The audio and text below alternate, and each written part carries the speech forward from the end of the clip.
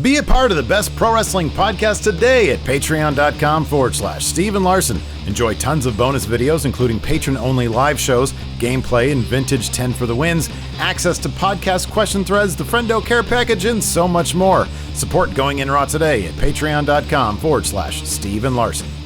Boys and girls, this is the Undisputed Era. Adam Cole, Kyle O'Reilly. Hello, Steve. Hello, Larson. It's me, Dexter Lumis, NXT Superstar.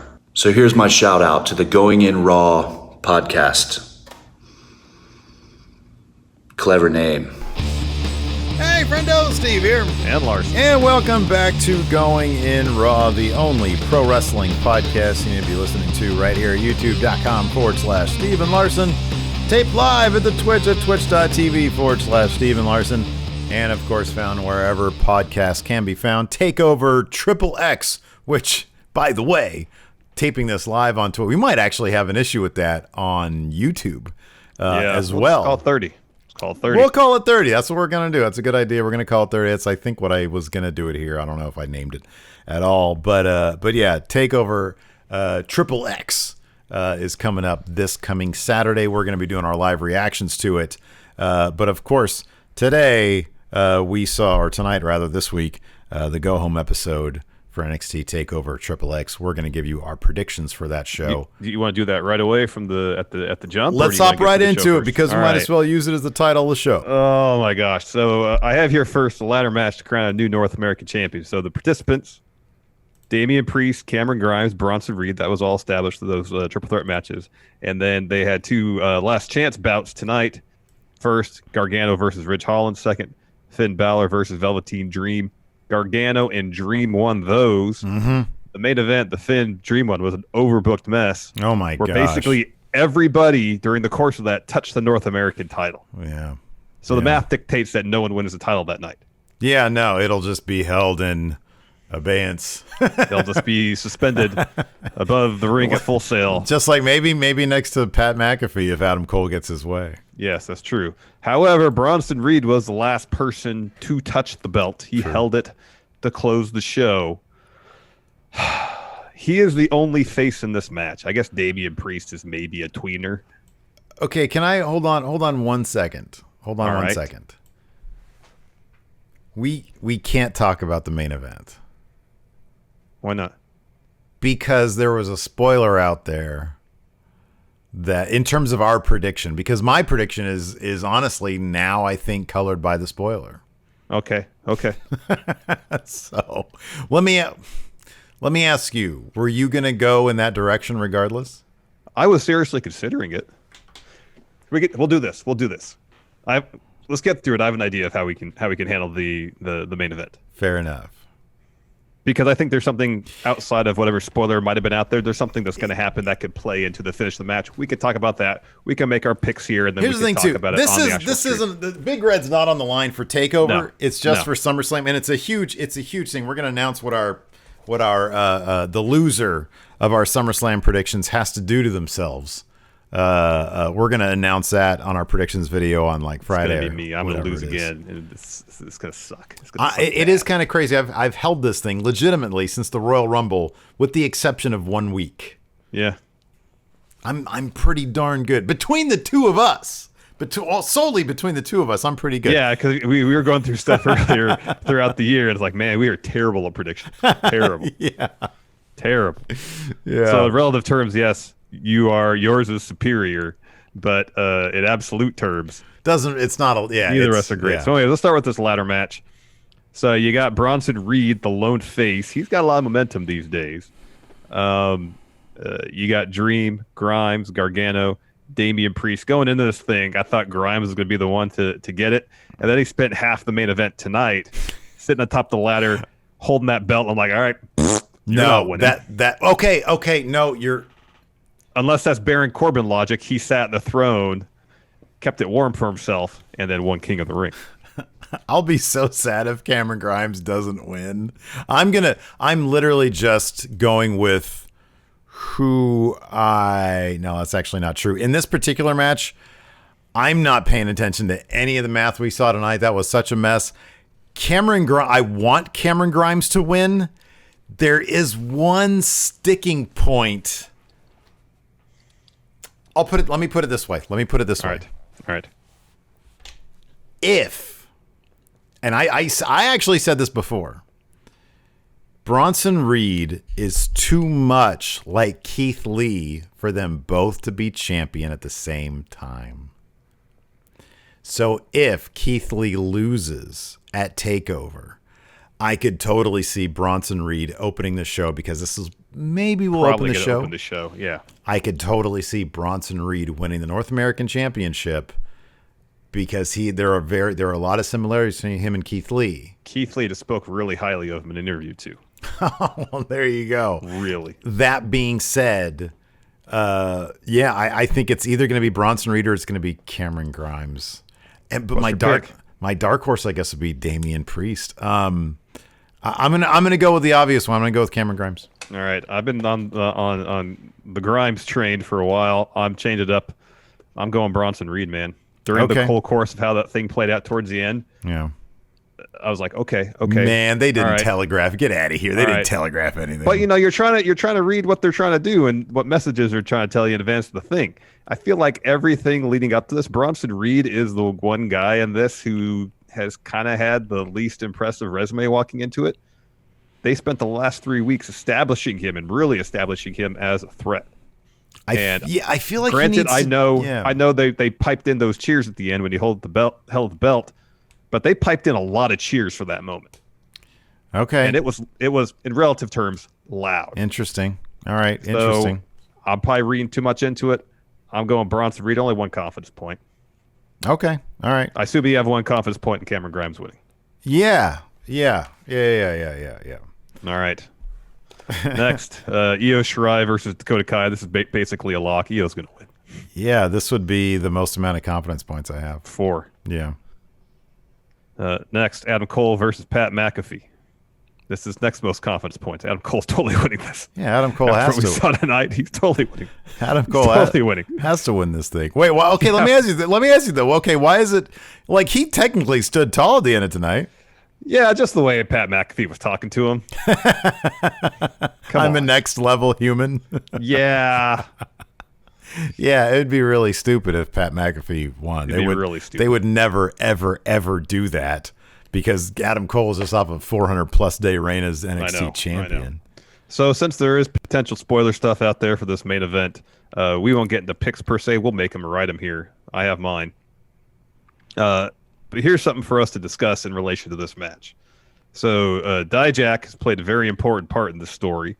He played a pretty significant role in the recap package they had tonight. Mm-hmm. I think it's a near certainty he's going to be involved in some capacity. Okay. Now, is it going to be a situation where he's involved and helps Keith Lee win?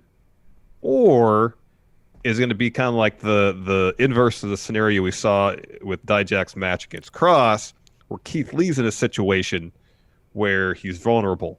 Maybe Dijak, it feels like he's compelled to help, and maybe Lee tells him no, Dijak does nonetheless. Whether that means throwing in a towel, going in, breaking up the finish of the match, which they don't usually do at TakeOver, causing some sort of DQ. Dijak, I feel like, is going to get involved in some capacity. So the closest I would think would be, because I mean, you want to keep, if let's say if Keith Lee wins, then I could see it just being Dijak. I don't think that. I'll put it this way: if Kross wins, then Dijak will probably get involved, but it's TakeOver, so to a minimal degree. And I still think they might actually, if Keith Lee wins, then Kross is probably headed to the main roster pretty soon. He's going to be Thunderdome guy. Mm-hmm. If Keith Lee loses, if Karrion Kross wins, I think it's the more compelling story is it's clean. I don't know how much they would use that like a distraction in a TakeOver match. But you do want to keep Keith Lee strong. I don't know. I had a thought, and then like I had 5 other thoughts immediately afterwards. I know. There's enough. There's so much to kind of piece together because to try to you're right. He has to. Who's going to win? Yeah. Put Dijak in there. It just kind of muddles it up even more. Yeah. I mean, I could see Dijak. I don't know. I could see Dijak getting involved. I just don't think it's going to be that much. There. I think he's going to have a presence. I don't think it's going to be huge, but you know, they made such a point of making that moment where Dijak was getting beat up and he's telling Lee, no. It seems like they do the inverse. They love doing the inverse. They love symmetrical storytelling. Yeah. So if Keith Lee's in that same situation, will Dijak allow him the opportunity to either fight out of it or just take his loss, or will he try to interject himself to help his friend? I think it would be the kind of thing where Dijak would come down. He would basically do the same thing Keith Lee did for him, offer to sort of interject, and Keith Lee waves him off, and then Keith Lee maybe loses, you know? And it's like, then Dijak doesn't really get involved. He's just part of the story, you know, to add to the drama. Or you could do the thing where that all happens. Remember Dijak in that promo says, yeah, Karrion Kross, he's tough, but Keith Lee's operating at a whole other level. Mm-hmm. He's no Keith Lee. Maybe do a situation where Keith Lee's in that situation. Dijak's like, okay, I'm going to help you. And and Lee waves him off and then ends up winning the match, you know? Yeah. To further the story that Keith Lee is operating at a whole other level. Yeah, that's a good point. Else. That could totally, no matter what, they're going to use Dijak in a story, in a story beat of some sort. I agree with that. Yeah. Anyways. I just don't know where, but I think that whatever that story beat is going to be kind of important to the finish of the match. I haven't really figured out what that finish is or what that beat is going to be yet. Now, if I can try to piece it together, I have a more educated prediction here. Again, spoilers were potentially out there, so we're not going to get into the actual prediction because. Yeah, dude, it's difficult to it is honestly like because of the spoiler, it's difficult for because for all I know it's like it's an incorrect spoiler. I don't know. We heard a thing. Totally. I know. It's out there if you want it. It's really not difficult to find.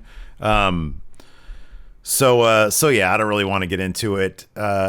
Prior to going into this, I'll just tell you this. Prior to going into the spoiler, probably would have given it to Keith Lee. Yeah. So if I'm still there or not is, you guys, I'm sorry, you're not going to find that out. Anyways, but prior to the spoiler, where were you headed? Had you thought about it? Oh, I thought about it plenty, but I haven't come down on a decision. Because that was a situation I was playing in my head. I kind of wondered, okay, is Dijak going to get involved based on how involved he has been in the story? We saw in the recap tonight, he was heavily featured in that. Mm-hmm.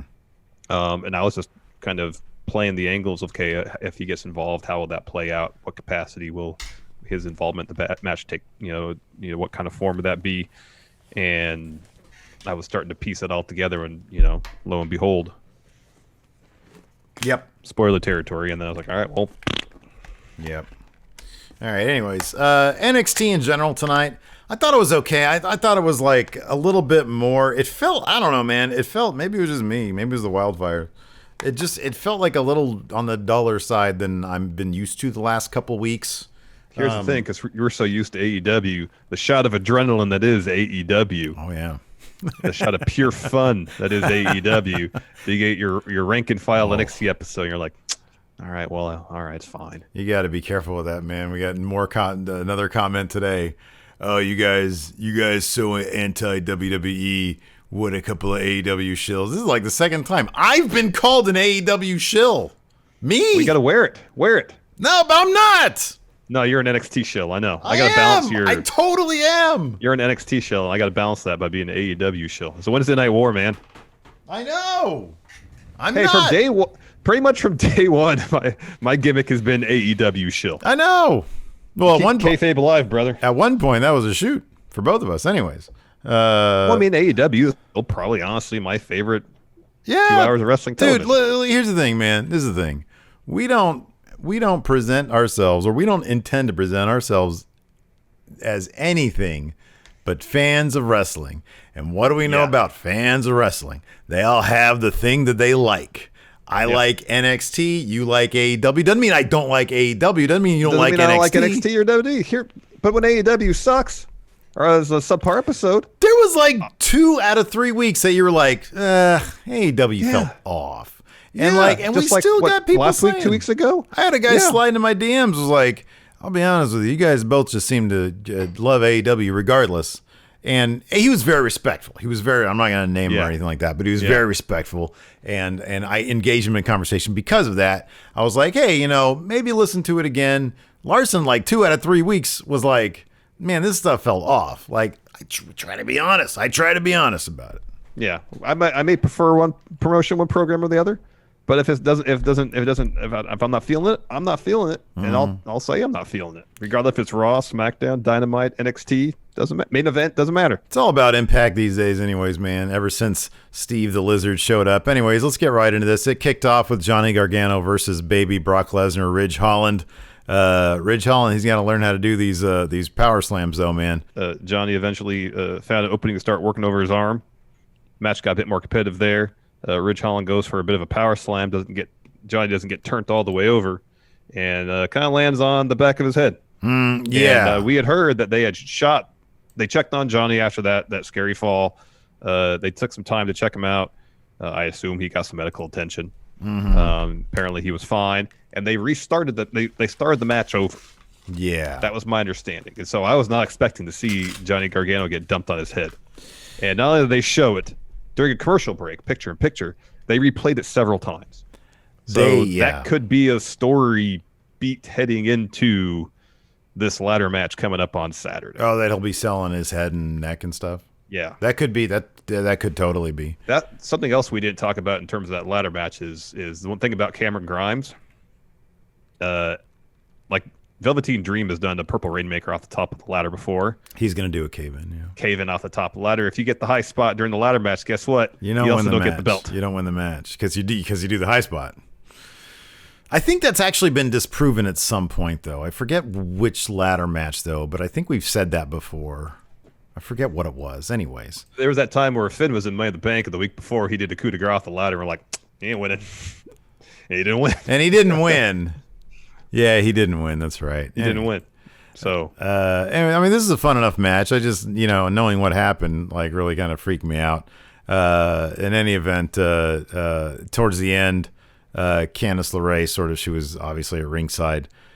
She helped out a little bit, grabbed Ridge Holland's ankle as Johnny, that's right, Johnny kicked the ropes, sent it into Ridge's front area, his D and B's, and he got one final beat. For the win, he moves on to ladder match, just, holding his head the entire time. So his head and neck, I know. Yeah. Next, we had Dakota Kai versus Jessi Kamea. Not much of a match. Dakota Kai dominated 80% of it. Jessi got a little bit of offense in the middle. However, Dakota Kai hits a go-to kick for the win. Afterwards, she drops a promo, talks about how Io is focused on people from Kai's past. Dakota, she's focused on the future. And she says she's going to take the title from Io at TakeOver. It's going to feel good when she kicks her in the face over and over and over and over and over. This brings Io out. She goes after Kai, attacks her. They brawl the floor. Raquel Gonzalez emerges from behind the curtain, boots Io, tosses her in the ring. Dakota gets in Io's face, talks some crap. Io clocks her with a palm strike, and Raquel just destroys her with a lariat and a huge powerbomb. Yeah, it was pretty rad. Raquel's been off TV for a while. Yeah, I wonder what the deal with that was.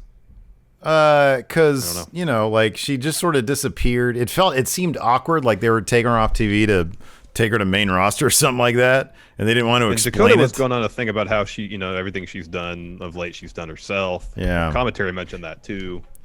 And it's like they tried to make that part of the story after the fact. They're like, she swerved us all by saying she was doing everything by herself now. But in fact, she's not. She was tricking us all. It seemed weird. I don't have an answer for you, man. Yeah. I don't have an answer. Oh, so Schnauzer here brings this up. Finn hit the coup de grace on Owens in their ladder match at NXT and won the NXT title. I thought there was a more recent example of something like that. On a one-on-one match, that's a different thing entirely. I'm talking about like a multi-person ladder match scenario. Yeah. And the build-up to it. Like if you do the high spot or the match, you do the high spot. It's like a one-on-one thing. Ever since Baron basically licked the King of the Ring throne, he basically moved into it. He declared eminent domain on that throne. He really did. I was like, man, you have buried yourself so far, and then he won, and he's still doing that thing. Well, the thing is, he sat in it, and you were like, nah, math dictates you lose now. But he did it the other week, and I think that undid the math. Mm-hmm. Oh, Jorge D says she was gone for 3 weeks, so it might be the obvious answer. There's a possibility. This day and age, you never know. Tegan Nox had an interview after that. She had thoughts on Candice's interview last week, but she was quite diplomatic about things. She said, yeah, she wants to talk about over wine. Try the wine. Yeah, I was waiting for the punchline where she was like, and then I'm going to crack that wine bottle over her dumb head. But instead she was like, we've got a lot of talking to do. And I was like, that's not very menacing. I feel like Tegan Nox is about to become the new Dakota Kai. Remember when Dakota Kai was not the most aggressive? Yeah, but she was also like, I don't see Tegan. Yeah, Dakota Kai was like, she was booked as basically as a coward, like a babyface coward. That was horrible. Like, it's funny because Io Shirai said that in her promo last week, and I kind of agree with her. Whenever I see Dakota Kai, I see the person afraid of Shayna Baszler. Mm-hmm.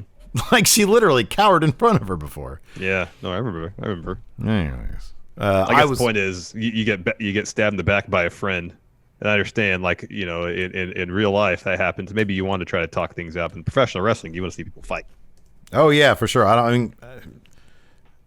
Especially Candice LeRae and Tegan Nox, they're like terrific wrestlers. I know. But if they can have a compelling conversation over wine, I'll give it a shot. It's NXT. I'll give anything a shot. I love NXT. Say again. Next, we had a Finn Balor promo. Finn over said he's earned his place in this business. But I wonder if this was a shoot in his part, but Dream keeps getting chance after chance. He was like this close to saying, I saw on Going In Raw that Velveteen Dream he's got backstage heat for getting all the opportunities. Well, maybe Finn's subscribers to Fightful Select. He should be. I know. All you should be, too. He says Dream has talent, but he's not going to get in the way of Finn becoming North American champion. Dream gets a chance against Balor, but the outcome is going to be the same as always. Finn over. Yeah, I was actually really disappointed in this promo. I was actually, when he showed up, I was like, whoa, I got to pay attention because I want to hear all the insider terminology that he's going to use. You know, maybe he'd say, oh, you know, Finn has the book, or I don't know, Finn Dream's looking to get, I don't know, something. You know, I'm going to bury Dream or something like that. But it's just Finn over. Of course, that's also play on Dream's Dream Over catchphrase, but also you go over, you win. You go over if you win, exactly. You had to wait to the very end to get that little bit of cleverness from Finn. Mm-hmm. After that, we had Legado del Fantasma. They have like a bunch of new shirts out versus Isaiah Swerve Scott and Breezango. That entrance gear that Joaquin Wilde was wearing was off the charts, man. Yeah, he's terrific. They all look so stylish. Like a shiny baseball shirt. Yeah, he's great. I didn't see, I sort of turned away because I started to nod off because Breezango was about to be on my screen. What was their entrance this week? I honestly didn't notice. Was it all? Because I know they were like, oh, they're being very serious this week. I wonder if they even did I don't think they did anything. They didn't do a silly. Oh, they were serious. Asian versus, they were serious. Yeah, I thought they were serious. So I probably wasn't paying attention either. Now they're just stripped completely of gimmick. Maybe. Bummer. Maybe. Anyways, this was a fun match. Swerve's really good. Swerve's great, man. He's not going to win that title now, but he will eventually, and he's terrific. He is terrific. Legado del Fantasma gets the win after Santos hits Tyler Breeze with the Phantom Driver. Swerve got a bunch of offense, and there was kind of a weird finish, though. So Joaquin Wilde accidentally kicks Santos Escobar, and that sends Swerve towards his corner where Tyler Breeze is, and Swerve lunges towards the corner. Breeze gets the tag, but also gets knocked off the apron. Swerve thinks he's still legal man. He escapes the Phantom Driver, hits that kind of reverse powerbomb thing he does, goes for the cover. The rest says, no, you're not the legal man. And then Legado del Fantasma beats the heck out of him. Mm-hmm. And that's when Breeze comes in. He clears the ring for a bit, but then he loses the match first. Yeah, I love that Phantom Driver. Oh, man, he put so much on that. Oh, it's beautiful. It's so beautiful. After that, Pat McAfee arrives at Full Sail, shows up with his former teammates. Yeah, there's AJ Hawk and Darius Butler. I don't think they mentioned who the third man was, brother. Who's the third man, brother? Anyways, so McAfee... So the Undisputed Era come out. Pat McAfee starts on the mic, and he's like, I brought my friends from the NFL with me because I know you better than you know yourself, because what I said was true. You can't do anything without your guys here with you. And so Adam Cole... Go ahead, sorry. Gus Bricker says the third man works on his show. Oh, okay. Right on. Is that the guy that Adam Cole shoved, maybe? That I don't know. Okay. Nick Moraldo, maybe not, I don't know. Anyways, so Adam Cole turns around and he's like, hey, Undisputed Era, sit a spell, just chill out, one-on-one. He invites Pat McAfee into the ring, and Pat basically says, Adam Cole, you were the biggest thing in this business. You came here, the biggest name, and you were champion for over 400 days, but it only took me a minute and a half to kick your head off and knock you out. And he talks about how I have been. This is actually, I love this diversification of your revenue streams, man.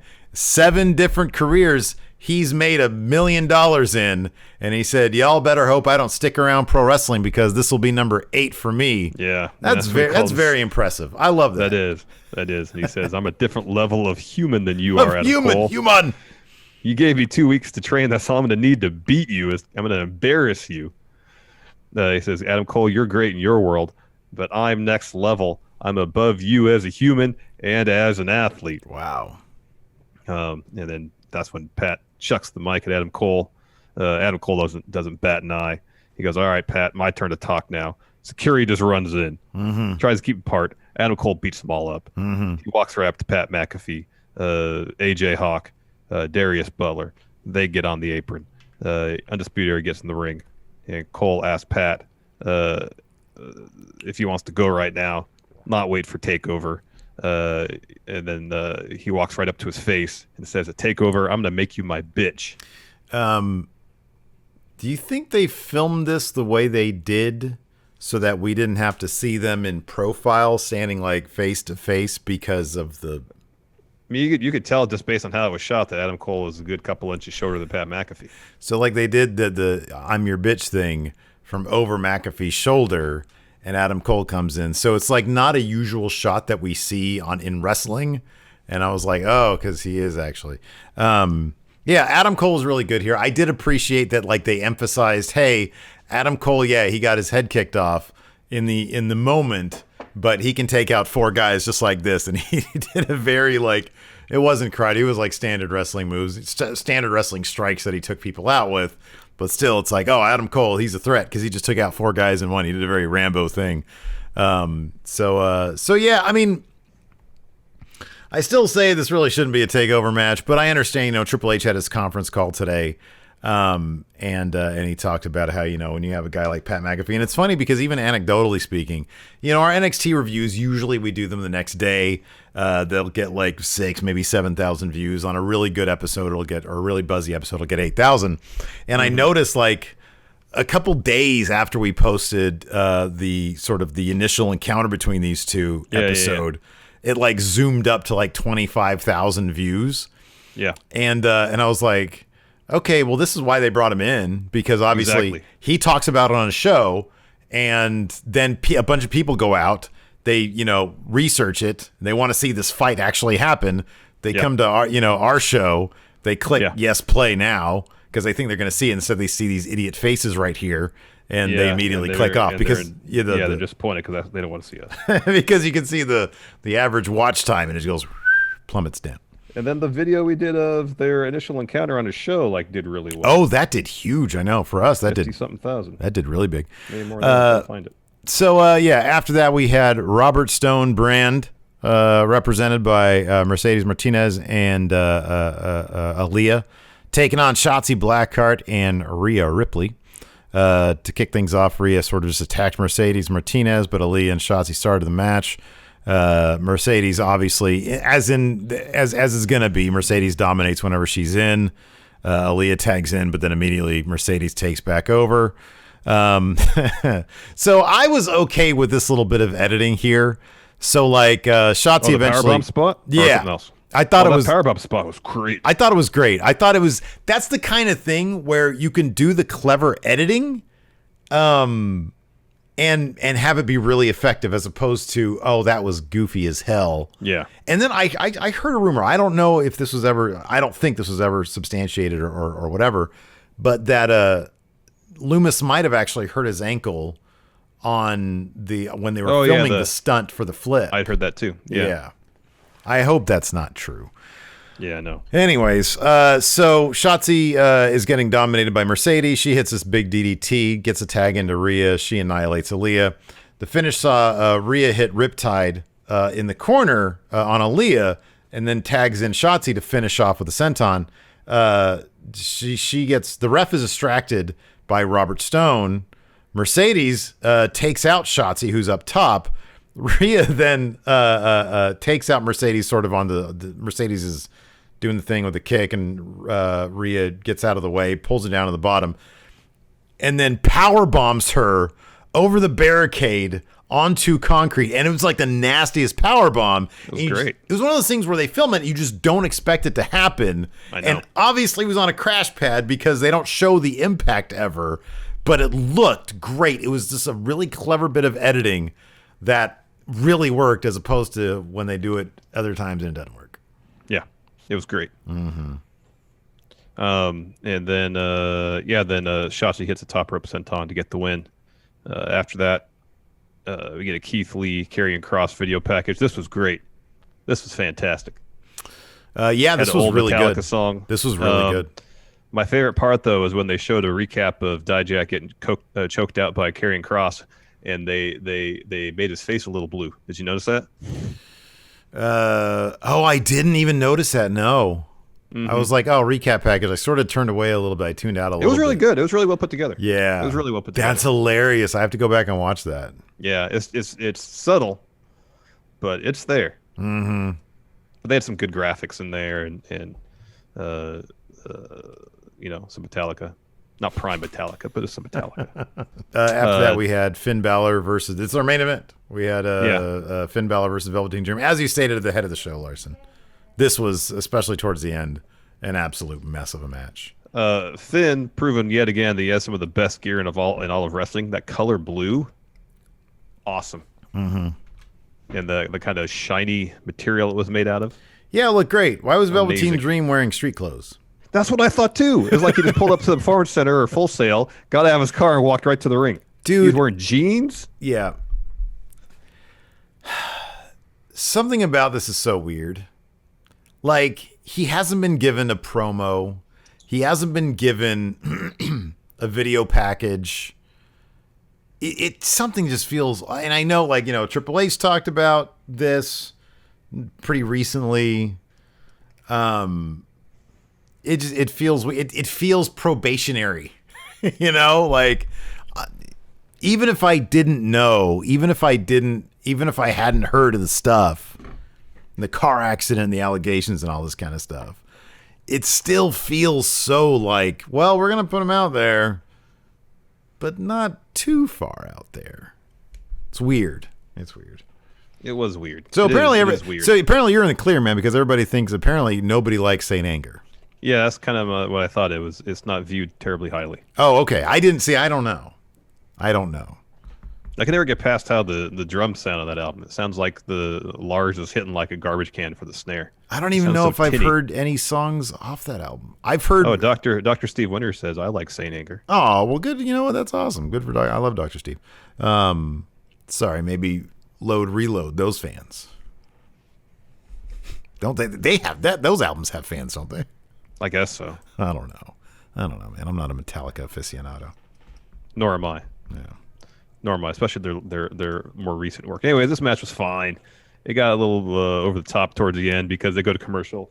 They come back and Cameron Grimes, he comes out before a commercial break, starts God, saying over and over, I loved it. I'm here to look at something that belongs to me. I just want to see what's mine. Oh, yeah. There it is. Going to take it to the moon. Oh, that's right. Don't look at me. I'm looking at that. It's mine. Oh, my God. I can't get enough of him. He's hilarious.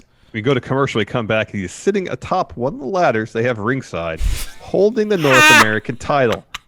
Oh, and Velveteen great. Dream just keeps getting distracted by him. Yeah, both these guys got way too distracted by it. Yeah. Like Finn did later, cost him the match, basically. So he's up there for a while. Eventually, Gargano comes out, tips that ladder over, sends Grimes into the ref bump, and then everybody starts beating up on Cameron Grimes. And then Finn hits Dream with a sling blade, looks for a drop kick. Instead, Dream hits him with a super kick.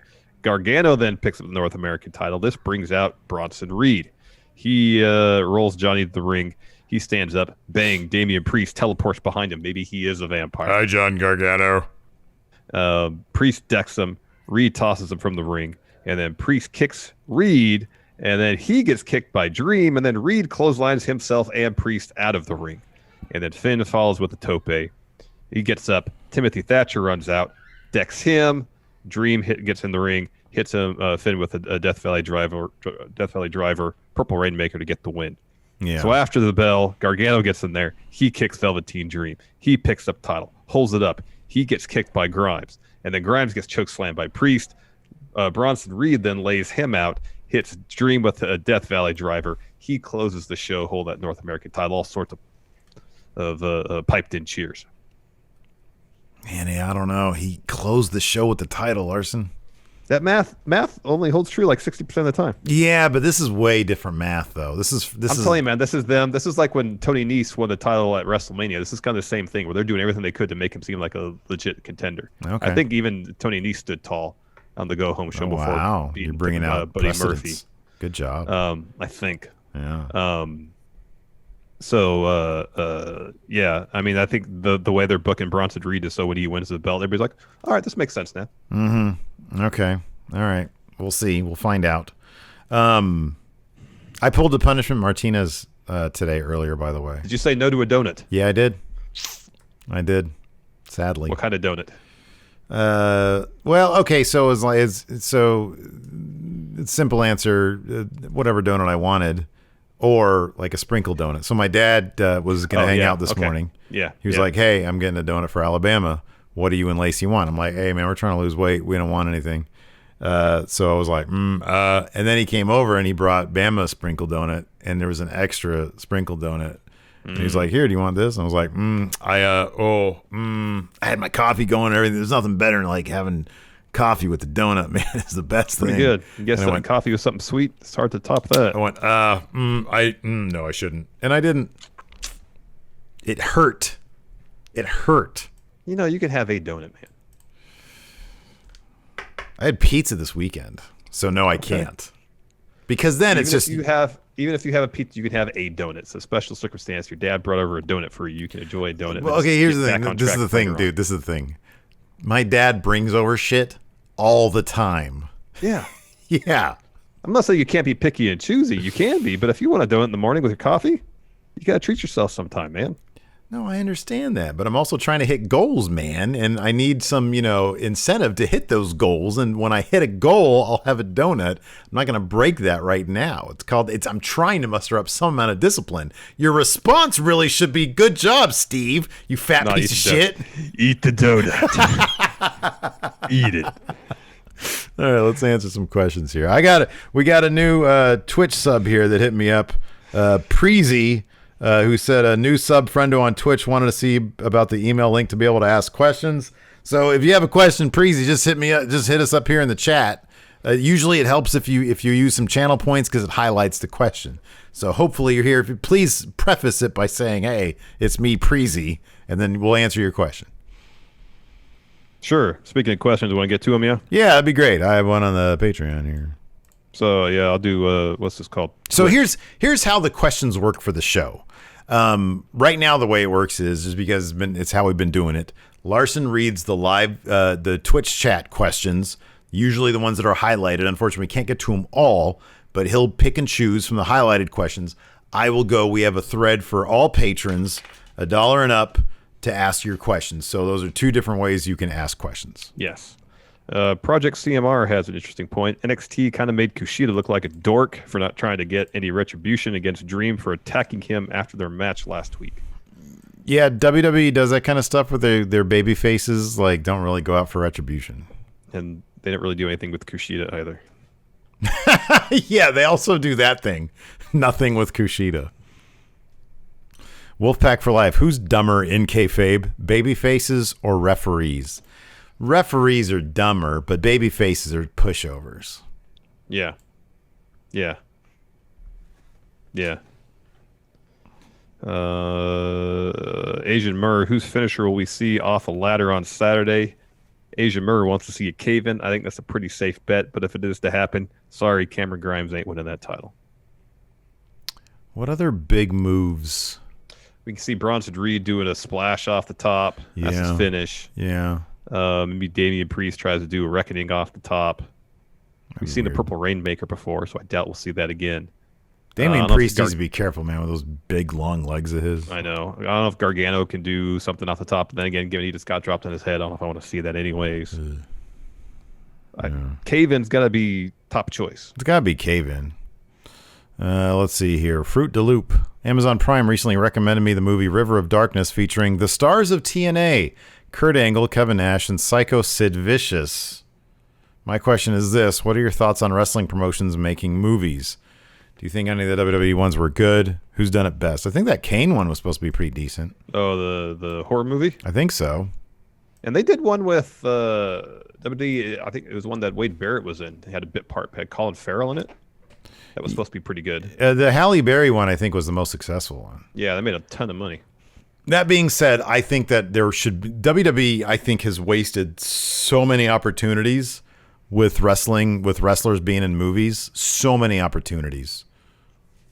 Like, dude, who wouldn't want to see Keith Lee and Dijak in a buddy movie? I know. That'd be great. I mean, when they didn't they do that one with Edge, but it also had Jamie Kennedy? I don't want to see that. I want to see Edge and Christian in a buddy movie, like a buddy cop movie. I know. Syphixia, Larson, you keep saying that the character Damian Priest should be a vampire, but how are you sure that the character knows what a vampire is? Oh, wow. It's a fair point, I guess. Yeah, it's kind of like in vampire movies. Are vampires like known to be things? Like in a zombie movie, do they have zombie comics in a zombie movie? Not really. Yeah, I don't know. I don't know if the NXT universe, if there's such things as vampires. I don't know. That's a good question. Wasn't the Ascension kind of like vampires at the beginning? Were they vampires or werewolves? Well, they something along those lines. They were some sort of weird nocturnal supernatural guys. Or just weirdos that hang out at the cemetery. Yeah, they never really established what they were. Gregory Faea. Grimes with that hat and attire looks like a groomsman that got lucky with a bridesmaid and forgot to put his clothes on the next morning. Oh, God, I love Trevor Lee so much. Cameron Grimes is the best. Gareth Nicholas. Who will have the better in-ring debut this weekend, Pat McAfee or Dominic? Dominic's been around the wrestling ring probably his entire life, so I kind of feel like odds are that he'll have the better performance. Yeah. I don't think Pat McAfee is going to go out there and embarrass himself. I feel like Dominic's going to have the better performance. I think you're probably right about all that. Everything we've seen in the ring with Dominic, like he might not have the most compelling presence as a person because he's so young and it's not that compelling. Man, he's solid so far from what I've seen. Like that dude did the best 619 I've seen since Rey Mysterio. Mm-hmm. Well, didn't Io Shirai do a 619? Walter too. He does the best. Oh, man. Let's see here. Sleazy Mo. NXT decides, this actually should say Vince decides to call up Robert Stone. Which main roster talent should join the Robert Stone brand? By the way, Robert Stone is totally a main roster guy. Like that, he's gonna be something on main roster.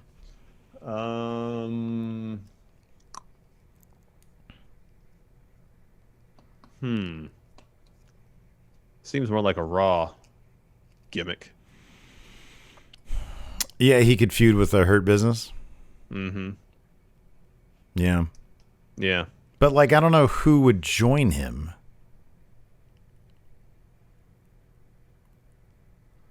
I'd have to look at the roster. I'll be honest with you. I kind of feel like he's more of a SmackDown guy.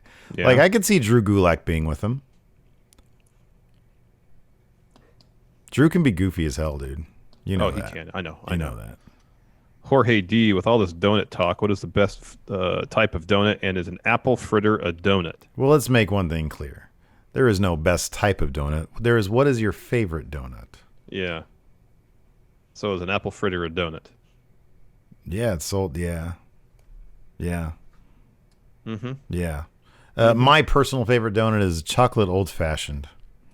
Apple fritters are up there for me, and then just like plain sugar-dusted donuts. And then I do like a good sprinkled donut.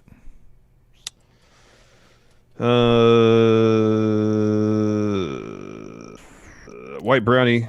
Steve, will there be a Friendo Arcade this week? No Friendo Arcade. I'm even debating on Unsolved Mysteries tomorrow night. I think I'll do it, but like that's like 5 nights in a row. So I don't know. At some point, I am going to be 43. How old am I? 41? You're going to be 42. I'm going to be 42 soon. I'm going to be 43 soon on Friday. Yeah. Zondo, does anything show WWE's desperation more than debuting Thunderdome on a random SmackDown and not SummerSlam, and not even kayfabing it, saying that Retribution forced the change for safety? It'd be great if there was some storyline motivation for it. I understand them doing it on SmackDown because they're trying to get them ratings up. Everything should be storyline motivated. Everything that happens on our screen should be motivated by storyline. I agree. That's how it'd be best. I wonder. I honestly just wonder if SmackDown is like a trial run for this shit. You know, like what are they gonna? I'm assuming they can like zoom in all the Performance Center recruits for like an audition, or not an audition, but like a dry run or a rehearsal or whatever. But yeah, they're gonna have to figure some stuff out. Yeah, yeah. Jorge D says Thunderdome on SmackDown is to do a run through before SummerSlam. That's what it seems like. Are they doing? Are they doing? Yeah, they're doing that SmackDown Live, aren't they? Yeah. Eesh. Schnauzer Friendos, with SummerSlam happening in the Thunderdome, is that enough to keep WWE from doing a cinematic match? If not, who will be in the cinematic match? They haven't teased or advertised any cinematic matches at SummerSlam this year, so I don't think we're getting any. Yeah, which is kind of interesting given that like Thunderdome is a relatively recent thing. You would have thought that something would have been in the cards, but I guess maybe just Vince being on a rampage for, hey, we're definitely not going to do it at the Performance Center was enough for them to just understand, yeah, we don't need to do any cinematic matches. I think I know we'd had that question a lot when the cinematic matches were like really a thing. I don't think they're going to be a thing anymore. I just like we already are seeing it, man. Yeah.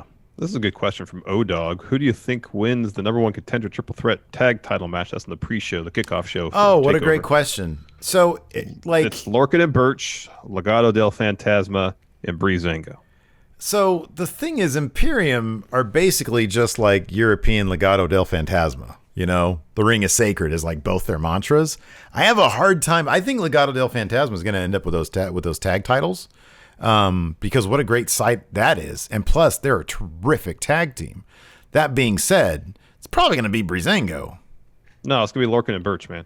You think it's going to be Lorcan and Birch? Haven't they already had a shot at those guys, though? I don't remember, but it's going to be Lorcan and Birch. It seems like they really should have. I mean, Fantasma and Breezango are in the midst of a feud. They're going to be contending with each other in this thing, and then Lorcan and Birch are going to get a win. Yeah, maybe. Or Breezango ends up winning, and Legado del Fantasma costs them their title match on NXT TV. Who knows? Gus Bricker. What are we more likely to see McAfee taking a Panama Sunrise or him springboarding into a Adam Cole super kick? Something tells me neither. Oh, Raven LaFleur says Breezango already had a shot as well. Eesh, forgot about that. That's how little I pay attention to Breezango. Anyways, what now? What's the question? Is McAfee going to take a Panama Sunrise or are you going to eat a super kick after he does a springboard? No, he's going to take a Panama Sunrise. You think so? It's going to be a bunch of stuff that like we don't think he can do, and he's going to be able to do it. All right. Do you think he's going to take a Panama Sunrise? No. Really? Interesting. Willie Powerbottom. Cameron Grimes like a character straight out of GTA 5. What type of GTA mission would you make him do? Who, Cameron Grimes? Yeah. One of those annoying ones, like drive next to the car that has the boat towing. It's like towing a boat and then jump on the boat. Yeah. Yeah, that mission sucked. It was like the second thing you had to do. It sucked so It bad. sucked. Heel long heavy. Dijak should return as RoboCop and save Keith Lee from a shark cage. You know what's funny is that Dijak is totally the most Peter Weller of all the roster and all of WWE. Mm-hmm. He like kind of has a RoboCop feel to him. Mm-hmm. Boo Boo Reload. Asuka with all the gold is viable, or just the Raw title to keep the Shayna Asuka feud? If Asuka see, that's one thing that it wouldn't shock me if Asuka just came away as SmackDown Women's Champion, and then Sasha was still. I know Vince likes Asuka, but it is like her so much to make her only the second person to have here's both the those thing titles. too. They could do this. They could have Asuka win the SmackDown title, not the Raw one, and then her and Shayna team up to get the tag titles off Bayley and Sasha. So Sasha's the only one with the belt, and then at I don't know another pay-per-view. Could be Asuka Sasha again, and that's when Asuka wins. Like I said, doing it all within the span of a week, just spread out over a month and a half. I still, yeah, I don't know. Well, okay. How about this? Here's a preview of our predictions. I have Asuka winning both titles. Same here, but I don't have a lot of confidence in it. I think I've got more confidence than you do. On one of them, yes. Second one, the first one, we're about the same. I mean, she's going to walk out of there with one title. Whoever she faces first, she's going to beat. Bayley more or less volunteered for that spot, so if that actually happens, she's probably going to beat Bayley for that title. Probably. Dang MQ and kayfabe, Jessi Kamea might have still been selling the beatdown from Retribution a few weeks ago. Explain why she was a member of Retribution, last week? That was, yeah, but she wasn't in kayfabe a member of Retribution. I know, but she was She was totally one of them, that purple hair, for sure. Hey, do you think that she's sad that they made her ditch that geek gimmick? Like when she was a nerd years ago? Yeah, I remember that. I thought that was a pretty solid gimmick. Yeah, I thought so too. What else we have here? Joe Juarez, how long till NXT goes to the Thunderdome in order to beat AEW? I don't think they do that. I don't think that they're, look, WWE has lots, like they saw what the ratings were like when Sasha and Bayley showed up. They could easily start rigging it in favor of NXT. I think Vince is like just having Triple H see if he can do this on his own without doing that. They probably have the resources to be able to essentially turn NXT into another main roster show and beat AEW. I just think that they're not that invested in beating AEW. They're just trying to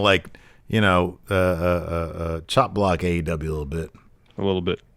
Gus Bricker, you guys seriously need to try a maple bacon donut. I think I've had one before. Thank you, Andy Jocelyn, for the sub. Andrew Jocelyn says, I don't want to assume, but Ridge Holland makes me nervous. Are there any performers in the wrestling world that make you nervous?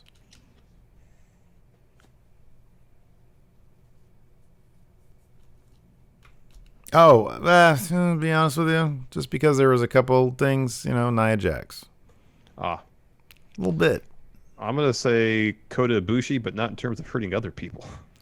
Yeah, Well, I can just say, fine, New Japan Pro Wrestling makes me nervous. Freaks me out, to be honest with you. Dublin Lover, what is the plan for Finn going forward? Thatcher match, but then what? How many matches has he been cheated out of just for the attacker challenging him? It's getting old. That does happen a lot to old Finn. That dude needs to go to like main roster or like on excursion or something, because I like the idea of like Prince Balor coming back, but let's all be honest, he's just like Smark Balor. So I know he's really cool. It was pretty exciting when he showed up in NXT, but basically everything he's done has kind of been undercooked since then. I like his character better than his main roster character, but they don't have him do anything. I know, like the germ seed of the idea is good. It needs to germinate. He'll probably beat Thatcher, though, right? He'll probably beat Thatcher. You would think so. You would think so. Roy Rogers, not wrestling related, but when can we have Larson music on a Thursday again? I'm going to get back to it. I'm trying to get these themes done. Back to it, man. What if you just do the themes? What if you just, Dick would like do the themes live for your music stream? It's not that interesting. Oh, okay.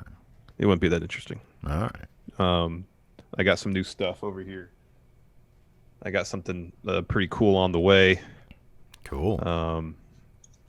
So once that's all in line, I get these themes done, then I'll be back at it. John Elite A says, Steve and Larson loved that Adam Cole Pat McAfee promo, but still not invested in the match, to be honest. Neither am I. I think that the stuff they've done has been entertaining, but I just don't really care for a match that is just meant to show us that, hey, Pat McAfee has actually put in some good work.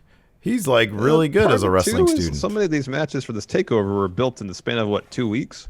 3 weeks, maybe? I just don't. The build to it seems really short. I mean, they'll deliver because they always deliver, but Dr. Steve Winter says there are some questions on the Discord. All right, let me head over there. K-Dot, does Asuka's balcony spot at Money in the Bank count as a high spot and a victory? Yes. However, it was a high spot to start the match. Usually the high spot's reserved towards the end to get that thrilling moment before the victory. I don't think that really counts because it was in that's like one of my low-key favorite cinematic matches, that Money in the Bank. It was a lot of fun. It was so much fun. And plus, Rob Zerver uses it now in 10 for the Wins whenever he talks about wrestlers being confused. Good. That's great. That's perfect. I like this question here on the Patreon. Alex Foster says, if NXT did stand for something, what would it stand for? New Extreme Talent. There you go.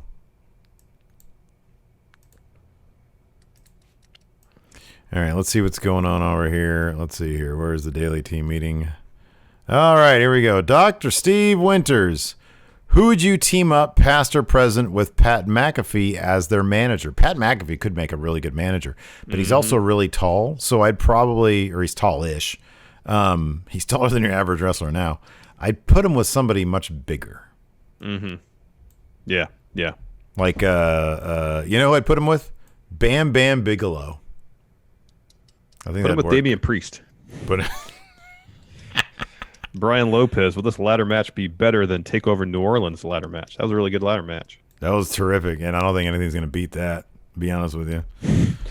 I'm just trying to do something. Am I the only one feeling that NXT is having microwave feuds? What a great term. That's a fantastic term, and that's a good way of putting it. I think I know what that means. Cooked up quick, man. Yeah, real quick. Cooked up quick, and not quite as good as when you put it in the oven. Yeah. Yep. Oscar Granados, should NXT be moved to the Thunderdome, or should they do they should do the takeovers of the Thunderdome for sure. Yeah, I don't know why they're not doing that at Thunderdome. It's Thunderdome. They don't want they want it. Yeah, I guess they want it to debut for SummerSlam and SmackDown. I mean, you could use the takeover as another trial run, if you will. Mm-hmm. I don't know. Maybe they're worried that not enough people are going to zoom in for a takeover. That could be. It's just going to be it's going to be William Regal. There you go. One. It's going to be 1,000 William Regals. It's going to be like Luke on Quizlemania, where there's like two different Lukes. He's going to have one of those like Matrix camera setups where it's got the 100 still cams around them. That was the funniest shit. That was pretty damn to see funny, that go down when there was two different Lukes, not even in sync with each other. They're just smiling, but different smiles. And slightly different angles. It was great. Oh, God damn it. Finally, I've got Alex Foster here. What does Finn need to stand out more? Direction! He needs, like, a story.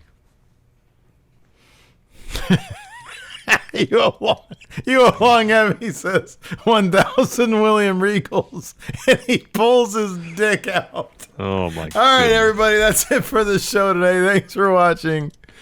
Until next time, we'll talk to you later. Goodbye. Be a part of the best pro wrestling podcast today at patreon.com/Steve and Larson. Enjoy tons of bonus videos, including patron-only live shows, gameplay, and vintage 10 for the wins, access to podcast question threads, the Friendo Care Package, and so much more. Support Going In Raw today at patreon.com/Steve and Larson.